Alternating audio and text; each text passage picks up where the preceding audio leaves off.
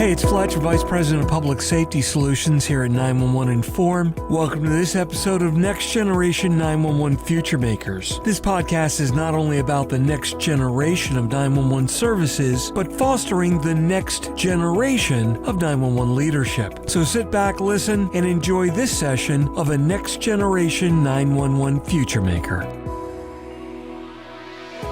You know, Next Generation 911 has a ton of different facets to it. And in order to make bring forth the next generation of 911 public safety leaders, it takes a lot. Now, sometimes people have those resources internally, but a lot of times they actually bring them in, and there are some companies that actually specialize in that.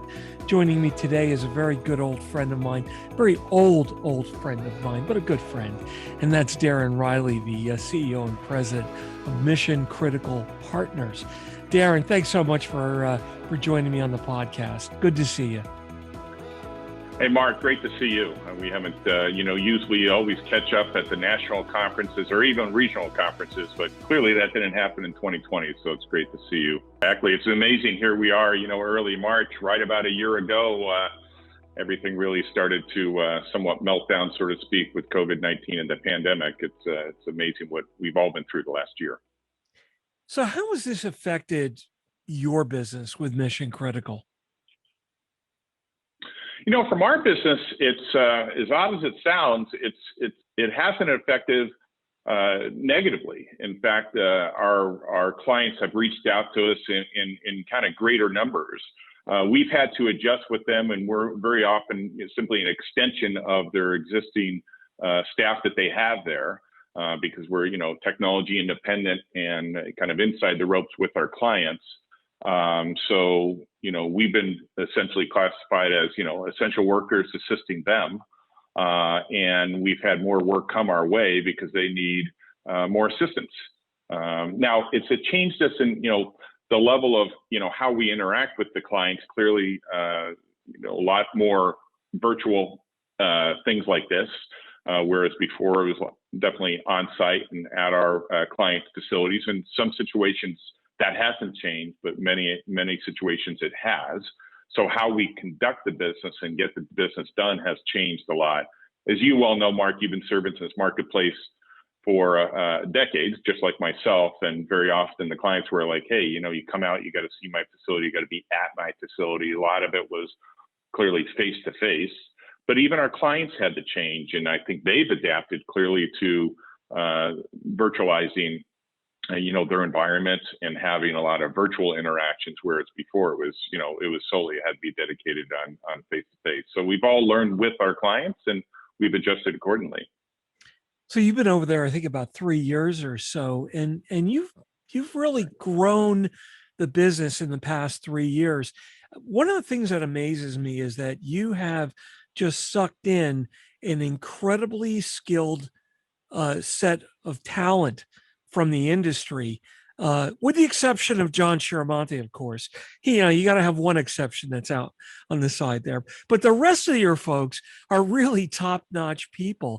And it's just kind of amazing that you can gather all that under one roof, except for John, of course. All right. Well, I can remember that you said that about John. I did not, right? And he'll rib us both on this. But John is obviously one of our two division heads. We have two divisions, the consulting advisory division headed by John Chiramonte, who's a wonderful individual, great background that he has, as well as the other division is David S. Jones. I say S because we have two David Jones. One's David F. Jones, one of the original founders, and then David S. Jones, who spent a number of years at Motorola and a number of other places as head of that. But, it's interesting you say that. We're very, very fortunate. We have an incredible, highly diverse talent pool of individuals. And when I say diverse, just from backgrounds and skill sets, we have a lot of individuals like myself that were with large technology players, technology solution providers in the marketplace. And then we have an incredible amount of individuals, a lot of individuals that came from various agencies, be it state, local, county, cities, et cetera. So, when you intermix the skills of people that ran communication centers, were emergency communication directors, were PSAP managers, whatever, emergency management personnel, et cetera. And you intermix that with people that came from the technology solution services side, it enables us really to offer a lot to our clients. And at the end of the day, the clients are looking at us for trusted technology independent advice to assist them in a lot of complex things that they have to deal with on a daily basis. So it's really great mix of people that we have. What kind of range of services do you bring into an agency that helps them do this transition, right? Everybody's got to do this transition to next gen. And I think everybody's at a very, very different level. So what are the common things that you guys bring to the table? Well, it's a great question. And if you think about it, I know you're very familiar with it, the point of entry is a call for service or an individual putting themselves in service. So typically a call for service would be a 911 call, and there's about 240 million a year, as you well know. But a call could be a sensor-based request for service. So when I say call, it could be a multimedia, it could be audio, could be an image, could be video, could be an alarm sensor that comes off. I mean, if you think about 10% of the inbound calls for service are actually alarm notifications that come into the centers, as you well know, about 24 million a year out of the 240 million a year. But what we do is, we're one of the unique firms that have the capability. In fact, we believe we're actually the unique firm that looks across the entire workflow. And when I say that, the entry point is, let's just say the most basic is a 911 call for service. Again, could be an image, could be a text, could be an alarm, whatever, right? But there's a service request, right, based upon an event. So we have, in our consulting advisory team, we have a team that looks at network 911 that just looks at everything affiliated with how to handle that next generation network, that emergency services IP networks as they're going from analog to digital to handle that multimedia data. That's their specialty. We also have a group, if you kind of go down the workflow, once you have a call for service, what do you have to do? You have to match responders that are most apt to adequately and improve overall emergency response, be it time, faster response times and the skills and the equipment availability for that call for service. So when you look at the second practice team that we have is the facility operations practice team. And really their focus is on the facility itself, the technology that goes in the facility, the layout of the facility. Do they want to have a shared facility? I won't use the word consolidation facilities. We think shared service if you have some type of joint powers authority, a JPA that they want to handle how the dispatch resources and the first responders respond to the call for service. So we have a whole team that looks at the facility ops and the automation related elements affiliated with it.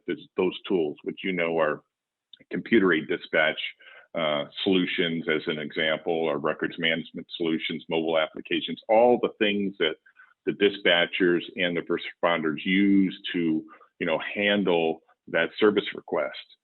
And then the final item that we have on the consulting advisory side is our wireless broadband. So now you have the transport mechanism, be it over land mobile networks or public networks, broadband networks, what have you, but really the kind of that wireless transport to get out to the first responders and the people that are need to have that bi-directional flow of information. So, we're handling that entire workflow. And what we just closed a couple of weeks ago, and we did an acquisition last year as well, is we, take it from now, there was a call for service, there was a response to the event, you've recorded that event, and now it goes into typically the judicial side of it, the courts and all the way through probation.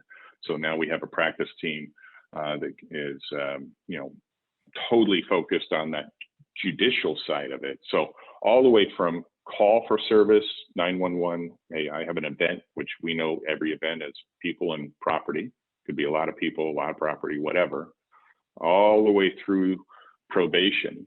And, we assist our clients through that entire, what we would say, ecosystems of system, that entire workflow, whereas, some of the other firms in the space, they might have a specialty in wireless, or they might have a specialty in, next generation 911 or the 911 related services, but they don't do the facility ops or they don't do the judicial.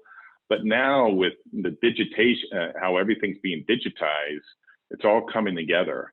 And it's really like a mosaic picture that's coming together. And you can't have a gap across that because you're having an incredible amount of data flows from that point of entry all the way to probation. And, that's where we assist our clients. With next generation 911 being so much more complex, from an IT perspective, I think the knowledge set is very, very different than what it needed to be in the past. Do you find some of your clients are looking to just have you come in and do the job, or come in and do the job and then train their people and assist them, or just come in and just bring them up to speed so they can continue forward? What kind of model are you seeing in the various agencies? Well, I guess my immediate answer would be yes, yes, and yes.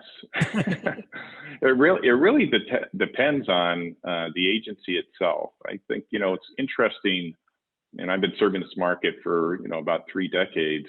The biggest challenge that our agencies have always had, and I don't care what anyone says, good times and not so good times, meaning kind of Great Recession from an economic standpoint, is staffing. Literally, if the economy is doing great, we're having a challenge getting staffing because everyone's hiring and the unemployment's so low and this and that, and we're having a tough time, recruiting people, vetting people to come in, and then, during challenging economic times too, well, hey, our budgets are getting cut, so we can't staff up to the point where we do because we got to watch what we do. So it's always a consistent theme on staffing. I think when you look at kind of the last 36, 48 months or so, one of the biggest challenges that they have, and again, was staffing. And really, it wasn't so much from an economic standpoint. It was a matter of really what I would call the baby boomer effect, where you had a number of people are retiring at a very, very fast rate.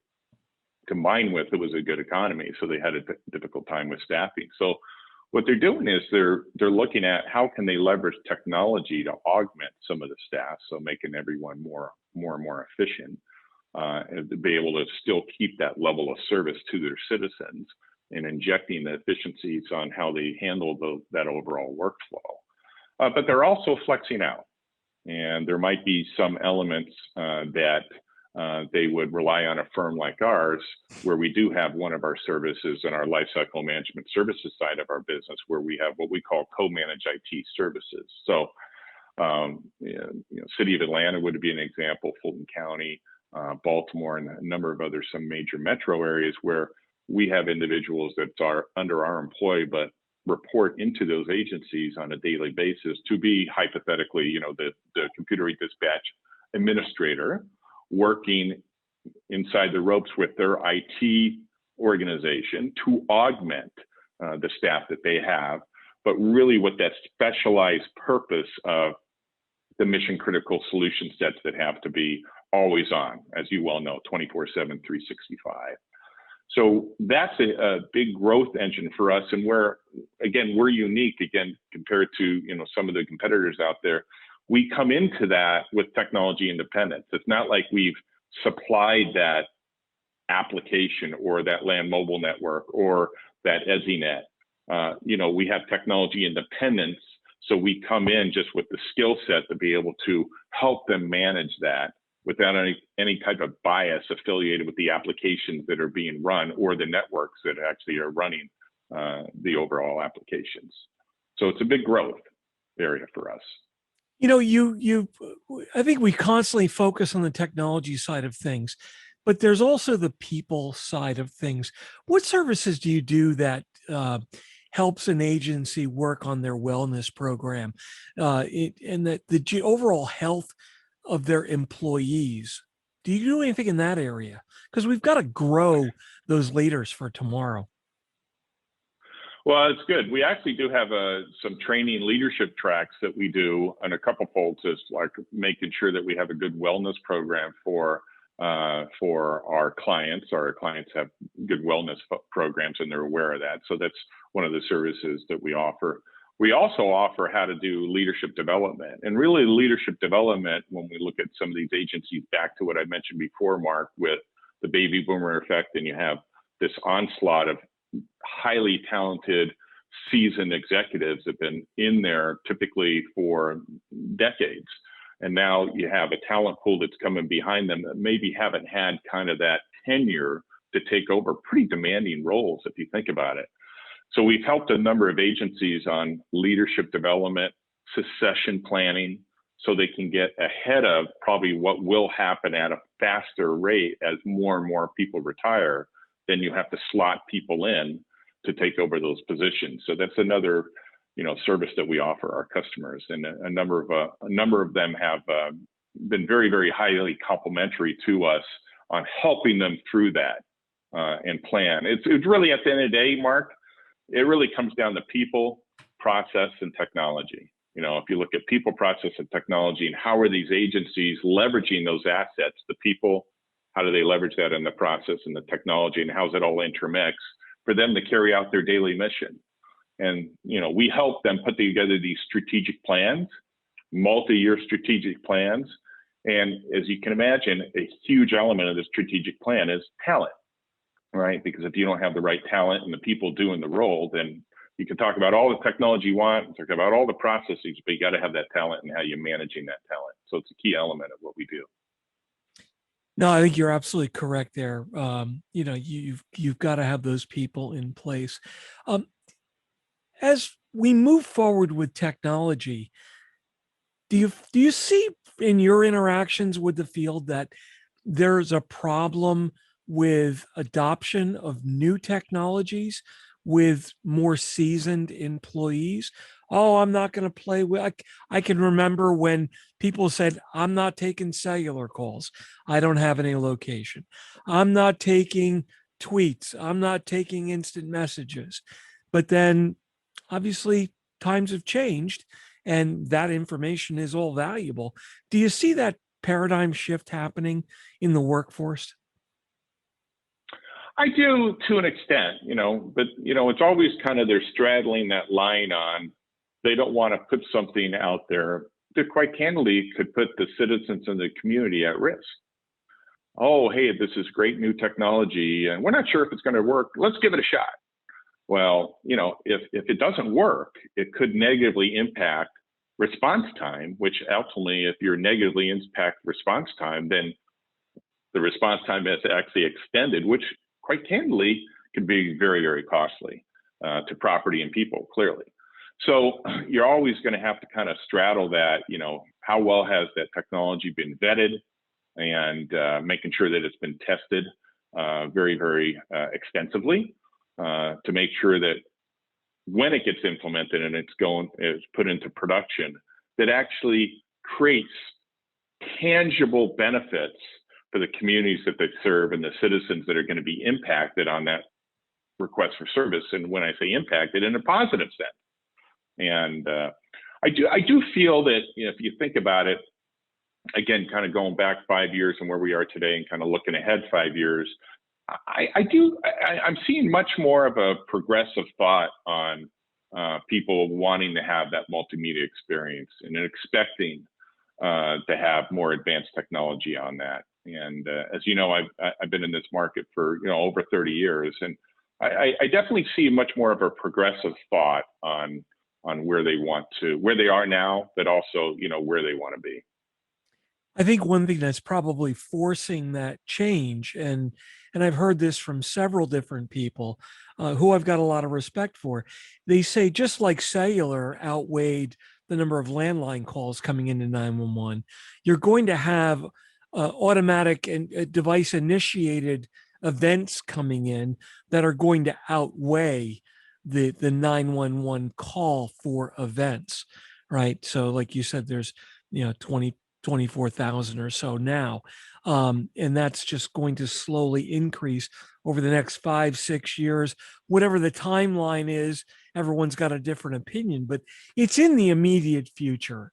That's going to change this industry dramatically, because that's where things like AI almost have to become part of the workflow. There's no way a single human can process that data.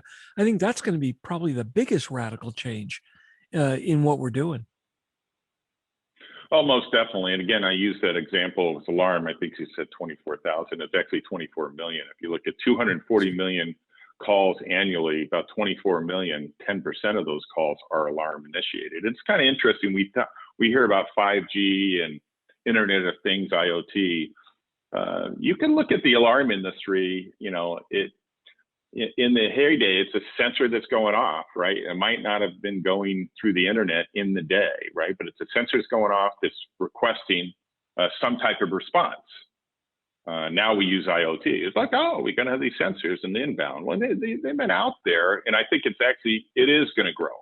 And it's definitely something that is doing two things. It's number one, it actually enables you to create in the perfect forum the ability to get a request for service and a response to that request at a faster rate based upon a sensor going off. You know, and its purest form, hey, that's fantastic. But it also, like you just mentioned, when, you know, with wireless inbound calls, it will increase the volume of service requests.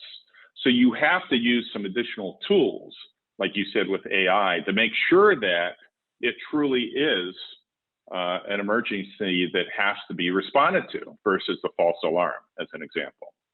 And with AI and other tools, you know, the industry will take advantage of technology to improve that overall workflow of, you know, IoT sensors requesting some type of response to make sure that it really is a request for service that should be responded to. I think the biggest problem there is that we use automated technologies every day. Maybe it's QuickBooks in your checkbook, and if you make a mistake, okay, you're off balance by a couple of pennies or a couple of dollars, or you inadvertently bounce a check and you've got to pay a $25 or $30 fee. The problem with public safety, when you make even a small oops, it could be someone's life. You know, that's the negative impact of that. So you need to be a little more cautious. At some point, though, the scales are going to tip. And if you don't use that technology, you're not going to be able to handle the workload. And again, you're going to impact a potential life because you didn't get to something, or you got to something incorrectly because you weren't able to consume all of that data. I'm very interested to see where that dynamic shift is going to happen. And I've brought this up several times, I always wonder if we're going to go through a period of pilot co-pilot mode in dispatch, where you've actually got two people assigned to certain calls, not every call, but you've got a data analyst and someone doing the more traditional call taking role, because we're overloading the dispatchers. And until that technology gets vetted and put in place, you still need that human oversight there. I think that might be a relevant change we're gonna see. Oh, most definitely. I think there will be specialties in, you know, a lot of things that you know, we have generalists in now. And I think there will be a mix of the use of technology and obviously human intervention, maybe based upon certain gates that it goes through to be able to do that. So I think it will be a combination of both those items. You know, kind of if you look at, I guess if I would draw an analogy, you know, the analog fighter jet, and you might be like, an analog fighter jet, what are you talking about? Well, you have a human in a jet that is off on a mission, and they're flying that jet, and they're going over, you know, their targets, and they're fulfilling the mission. And, you know, they would fly by, drop, you know, let's say some missiles or whatnot, and then fly around, and, you know, pretty much based upon a lot of intelligence as far as GPS, what's in the bombs or what have you, they have a high degree of certainty on that they, you know, fulfilled their mission. But if you look at from a digital stage with drones, and you have individuals I know in parts of the world that are flying these drones, it's carrying out pretty much the same mission, but there's no pilot within that aircraft. That aircraft is a drone, and they could be sitting in California carrying out a mission that could be in certain parts of the world with an incredible amount of accuracy. drop the top, fulfill the same type of mission, right? And see with precision accuracy as far as exactly carrying out their mission. It's a use of technology, use of obviously individuals that's still flying the drone, but they're not within the flying machine, but the mission's still getting fulfilled. And if you kind of draw that and kind of looking at, emergency response, it's really kind of that combination of, that technology, how you leverage that technology, and you have individuals that's carrying out that mission for the betterment of the society that they're serving, the community they're serving, the citizen that needs that response. If you look at, Mark, just as an example, it's probably the easiest analogy is the alarm industry. So the alarm industry, you look at certain technology right now, if you have an alarm, you go into, let's just use your residence, and you walk into your residence and you forget the passcode, or someone comes in and they forget the passcode, and, be it even the verbal, hey, what's the passcode, to know that you're the person that should be in there, and they mess that up, and then they roll first responders and all that. And now you've expended a fair amount of resources for a false alarm. But now with facial recognition as an example, if I come in my resident, I have at the mobile edge, right, some type of facial ID video camera that recognizes, oh, well, you're Darrin Reilly, you live here, you're cleared, and that's my passcode. Or maybe that augments some type of PIN that I have, and it knows that Darrin Reilly entered his residence, and it links the two. And even though maybe he didn't put his PIN in, it would go into kind of the secondary saying, well, person put the PIN in wrong, but we can recognize, his face. And, that's where it's cutting down, sending that, request for service, because it recognized and unlocked through facial recognition, just like you have on, the iPhones now. I mean, it's unlocking. It gives me access. It sees my face and it unlocks, and I have access into my iPhone. So a lot of that technology is going to be more and more pervasive as we move forward. And on the inverse side, when Darrin Reilly shows up at my door, it immediately makes sure every door and window is locked and secured. Yeah. Now, well, somehow we got to, that's where we got to hack in and, change it. That's back to the hacking side of it. Always good to talk to you, Darren. So let me ask you a question. As an industry visionary and someone with decades of experience, and from a technology perspective, when do you see, in your opinion, AI start to become more embedded in this, to where in certain circumstances, first calls might be taken by AI? Yeah, I think there's certain scenarios where it's playing a role already. But to cut to the chase, I would say definitely during the next, few years, obviously in the government marketplace, it doesn't move at the same pace as the larger commercial marketplace, because of those reasons that I mentioned before: citizen safety, community safety, got to make sure it's proven technology, et cetera.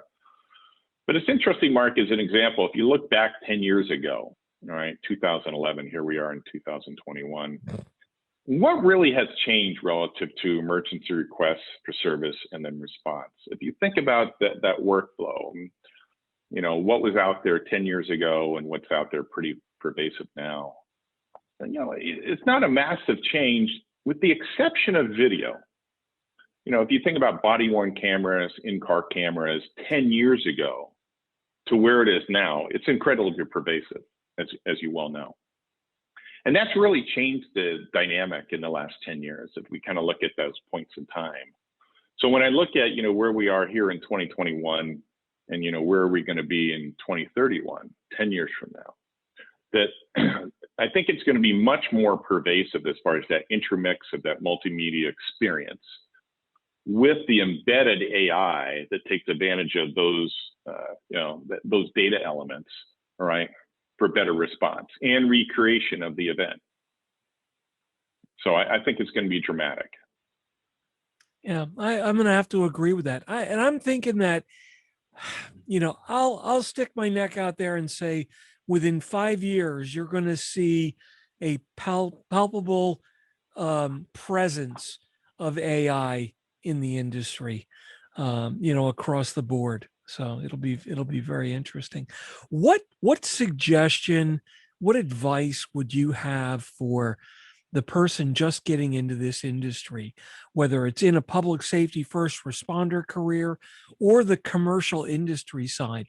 What's your advice for the future next gen 911 professional? Yeah, I think it's such a unique period of time. And obviously, as you can imagine, I talk to a lot of people, be it, on our recruiting efforts or out into the market with our clients. And I always say, now's the time. I think, when we look at how dynamically the industry is going to change, it's going to be fascinating to be part of this industry. And then first and foremost, I say to people, it's there's a lot of industries that people could be in, but, when you look at public safety and serving, the communities and the citizens, it's really, a purposeful job. And it's a job with a purpose and a meaning, and it impacts, where you work, live, and play. And if people understand that and they can get that passion within themselves to serve and protect, either with, being first responders, or people that play a role directly or indirectly through technology or solutions to be able to enable the dispatchers that dispatch faster, the call takers that take the call quicker, and ultimately dispatch for the first responders to respond better with higher level of success of the mission. It's fascinating. And, it's an industry that's in that inflection point, as I mentioned before, going from analog to digital. So you're going to have that complexity of multimedia data. And someone, again, when they, if they get into it now and they, they think out to 2031, they'll look back at 2021 and say, man, I was able to ride that wave. And I'm sure there'll be, who knows what we'll be talking about in 2031. It might be, 40G, we're talking about 5G now. Who knows where they'll be in 10 years? We'll be, hey, can't wait for 40G to come out.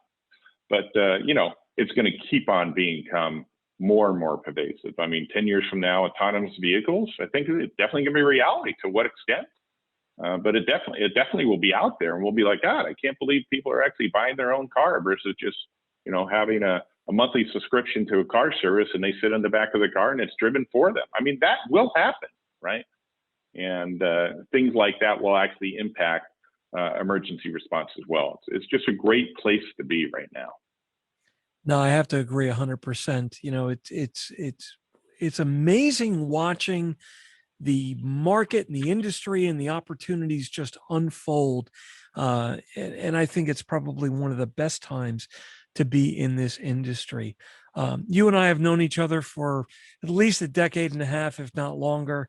And, you've been through the full gamut across the board in every segment of public safety technology that I can think of. So I want to thank you for all of your industry work in that area. I've always had a lot of respect for you, and I consider you a good close friend. So thank you very much for everything you've contributed, and thanks for sitting down with me. We don't get to sit down and chat like we used to as much, and this has been very therapeutic for me. Well, thank you, Mark. I mean, if I could only do a fraction of what you've done with, everything you did with MLTS or multi-line telephone service, and the improvement all the way into the FCC and getting through the various acts that changed things and that actually impacted lives. And you did that because you have the passion and you made it happen. And it's people like you and others in the industry that, are kind of the sometimes, the quiet heroes that, impact lives, and not a lot of people are aware of that, but I am, and people that have been serving this industry for a number of years. So I thank you for all that you've done with an incredible amount of passion and professionalism. So hats off to you. One of the great nights that I remember was sitting down to dinner with you in Washington right after one of the FCC events. And we both looked at each other and said, did that just happen? Yeah, it did. I remember that like it was yesterday. I do too. And I was just was glad to be by you that day, and it was a great event. And I can't wait to get involved with more events like that. In the future, where we'll be looking at, remember that? It's amazing how things are being handled now, and I look forward to those days. Yeah, and we've had arguments in the past too. Not many, but a couple. But they've been good ones. Passionate and professional. Absolutely. Well, once again, Darren, thank you very, very much, Darrin Reilly, who's CEO and president of Mission Critical Partners. I'm gonna say a critical part of this industry in providing the thought leadership and the technology and the expertise that allow governments grow into next generation 911. Thanks so much for sitting down with me. I look forward to doing it again. Thank you, Mark. Stay healthy, stay happy, and thank a first responder. All right. Will do. That wraps up this session of Next Generation 911 Future Makers. This is Fletch. Thanks so much for listening. Remember, you can follow me on Twitter at Fletch911. You can check out the rest of my blogs and podcasts at fletch.tv. And if you like what you heard today, be sure to click on subscribe below. And don't forget to click that bell so you'll be notified whenever a new podcast is published. This podcast is made possible through the support of 911 Inform, making next generation 911 solutions for the enterprise and making seconds count. Graphics design and layout is by Samantha Wayant. I'm your host, Mark Fletcher, ENP. Once again, thanks so much for listening. I certainly do appreciate it. Stay safe, and I'll catch you next time.